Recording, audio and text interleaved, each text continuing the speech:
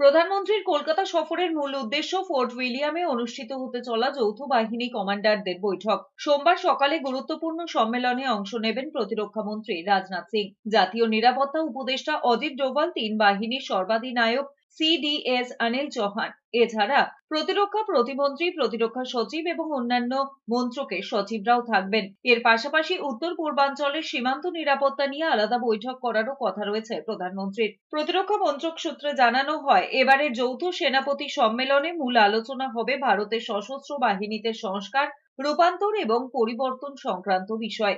অত্যাধুনিক প্রযুক্তিকে আরো বেশি করে কাজে লাগিয়ে ভারতীয় বাহিনীর সক্ষমতাকে উচ্চতর পর্যায়ে নিয়ে যাওয়া, তিন বাহিনীর মধ্যে আরো মজবুত সমন্বয় স্থাপন, প্রয়োজনে বাহিনীগুলোয় কাঠামোগত সংস্কার করা।